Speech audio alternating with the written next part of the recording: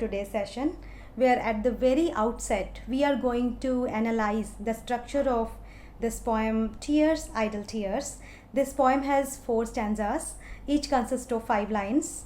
This poem is written in blank verse. What is blank verse? Blank verse is actually an unrhymed iambic pentameter. So let's try to decode it.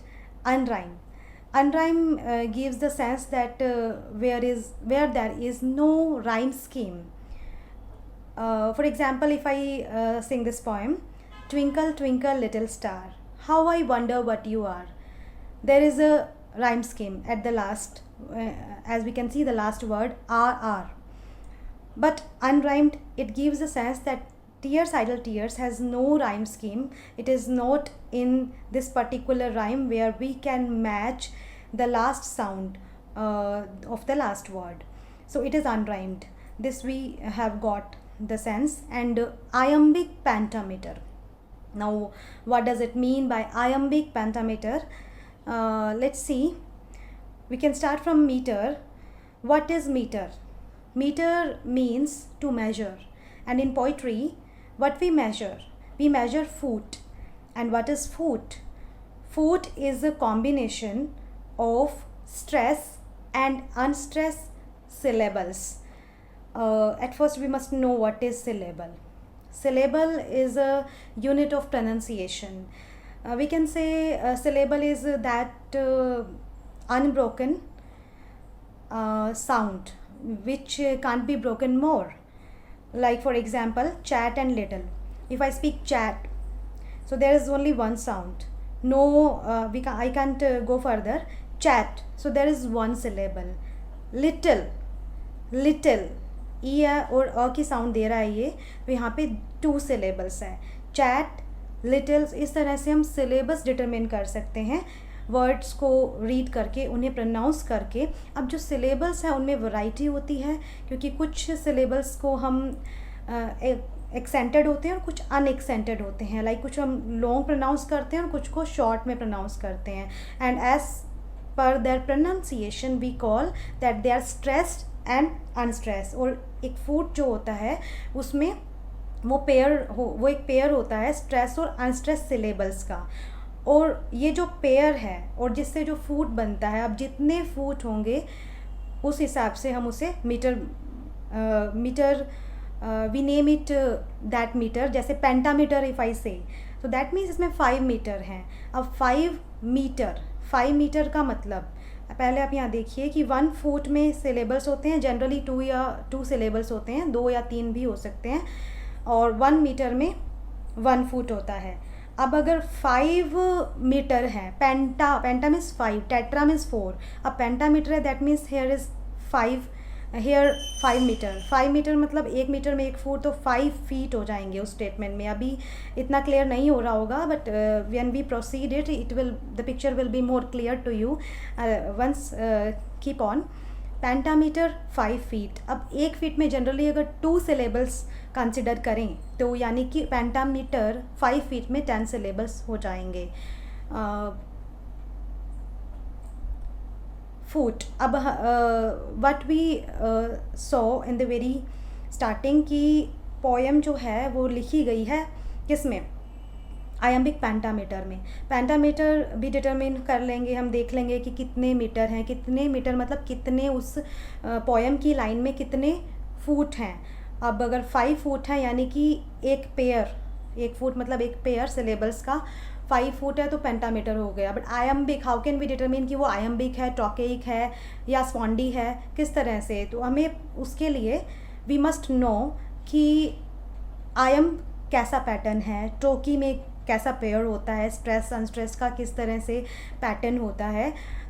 So most common types of foot are iamb, trochee, स्पॉन्डी, पेरिक, dactyl and apest.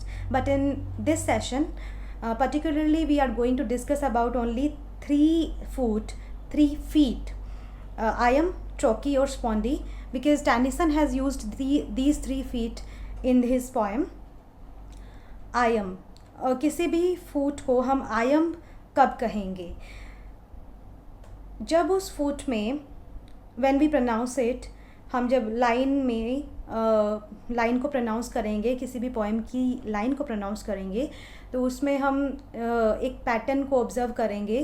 तो जब ये pattern बनेगा कि first sound stressed नहीं है और second sound stressed है, unstressed followed by stressed, तो वहाँ पे आयम होगा। फॉर एग्जांपल बिलोंग, अब मैं बिलोंग बोल रही हूँ तो बिलोंग, बिलोंग फर्स्ट जो है वो कम स्ट्रेस है, long, it is stressed.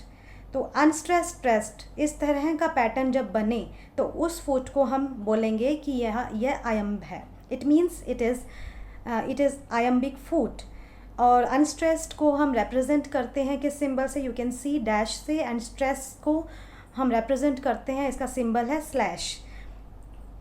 Next there is trochee. Trochee means what it means, trochee when we pronounce any the line and there is a pattern, stress पहले आए और बाद में अनस्ट्रेस साउंड आए, वावल साउंड आए, then we से कि यहाँ पे ट्रॉकी, और इसमें 2 सिलेबल होते हैं।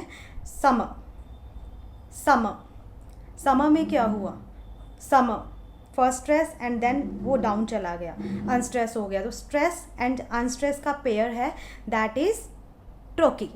Then spondy. Spondy is a pair of 2 stressed syllables. Run fast. Run fast.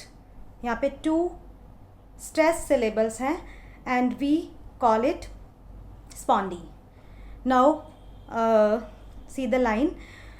Generally जो ओवरऑल पोएम को कह दिया गया है कि it is written in iambic pentameter, but there are several variations, और वो वेरिएशंस ही मैंने चूज़ किए हैं to show you, and those lines I will show you where there is variation foot में।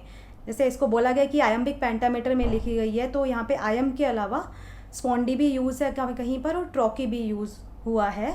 So those variations I am pointing out, and other lines are most probably you can find as per your pronunciation. You can find that it is written in iambic pentameter, and I encourage you to find out iambic pentameter after this session. We'll start in the very first line. There is a variation. इसमें proper iambic pentameter आपको नहीं देखने को मिलेगा। Starting में स्पॉन्डी है और फिर 4 आयम्स हैं। Let's see. Tears, I, दोनों ही स्ट्रेस्ड हैं, and there is spondee. Next idle tears, idle tears, unstressed और फिर स्ट्रेस्ड है। अनस्ट्रेस और स्ट्रेस कौन सा फूड था, iamb. I know, I know, unstress stress, not what, unstress stress, they mean, unstress stress. तो यहाँ पे 1 स्पॉन्डी एंड 4 आई एम्स हैं। पेंटामीटर है but it is not iambic, it's 1 spondee and with 4 iambs. Next line number 19 भी अलग है, it stands out. See how, deep as, stressed unstressed was in trochee. First love, both are stressed, spondee. And wild, unstressed stress, with all, and then regret, 2 syllable है, first unstress है, second stress है, and that's why we have given it iamb. यहाँ पे pentameter तो है but trochee, spondee and 3 iambs हैं। So these variations I have chosen to show you, and you can find out iambic pentameter in other lines. Then next there is paradox. As I told you that this poem is rife with paradoxes, and here in the very first 2 lines, tears, idle tears. In the first line speaker says that tears are idle, and in the next line she is saying that they are something belong to divine despair. Idle or divine despair are collectively spoken here, or paradox, you know that it is a statement which is self contradictory, seemingly self contradictory. apparently हमें लगता है कि यहाँ पे ये contradiction कर रहा है, but it comes out to be true because we agree very well with the speaker that yes, it is idle, and in the very next we are agree again that these can be sourced from divine despair. So there is a paradox, self contradictory है. Next, death in life में भी paradox है. Death in life, death and life both are opposites, and they are in this one statement where a speaker wants to connote that her past memories are just like death, and which she is carrying, which in her life, which are dead, but she is carrying with her life. And then oxymoron. Oxymoron is a figure of speech where two opposite or contrasting words or phrases are kept together, are kept side by side, they are juxtaposed. There is oxymoron. अब यहाँ पे ये जो दो phrases मैंने या दो examples हैं जहाँ पे oxymoron moronic effect है. First divine despair. डिवाइन और डिस्पेयर को एक साथ रख दिया गया है. Divine is something grand, joyful और delightful, and despair is hopelessness. There is oxymoron. Happy autumn fields. Autumn is a season which comes just after the summer, abundance of summer, and autumn is a season of change and reflection, and after that winter is about to approach. So autumn में क्या होता है कि people start becoming restless as leaves are shedding, and winter is about to approach, and the sun stops shining. So autumn की जो imagery है या scenery है वो it is related to something very depressed, but यहाँ पे happy उसके साथ लगाया गया है, and happy autumn fields बोला गया है. So there is oxymoronic effect, and oxymoron is used by poets and writers to intentionally use किए जाते हैं to create an effect. And next is allusion. Allusion is employed by Tennyson in this line. Allusion, as you know, that it is a reference to something, some past event, person or thing from history. यहाँ पे allusion है a sail that brings our friends from the underworld. A sail that brings our friends from the underworld. तो यहाँ पे एक cell का mention है जो कि फ्रेंड्स को अंडरवर्ल्ड से लेके आ रहा है. तो यहाँ पे एल्यूजन हम देख सकते हैं कि ये ग्रीक मिथोलॉजी से एल्यूजन लिया गया है. In Greek mythology there is a character Charon who carries dead people in his boat through the river Styx from the underworld, from the world of Hades, from the underworld, जिसको Hades कहा जाता है Greek mythology में. तो यहाँ पे Karen की ship, Karen की बोट का एल्यूजन है. Similarly, as you know, and as you can see that it is very much used by Tennyson, and simile is a literary device when something is compared to someone else with the use of like or as. There is simile. Here you can see fresh as the, यहाँ पे as की help से comparison है. Fresh as the first beam, sad as the last which reddens over one, sad and strange as in dark summer dawns, dear as remembered kisses after death, and sweet as those by hopeless fancy feigned, deep as first love. So these all are the examples of simile. Next, there is alliteration. Alliteration is a rhetorical device which a poet uses to create musical effect. Alliteration में क्या होता है? When the consonant sound is repeated in two or more words, at the beginning of the two or more words there is alliteration. Consonant sound repeat होती है इसमें beginning में to या उससे ज़्यादा वर्ड्स में. Let's see how. No not, और consonant sound that means व्यंजन साउंड होगी. क से ज्ञ के बीच की साउंड होगी, बाउल साउंड नहीं होगी.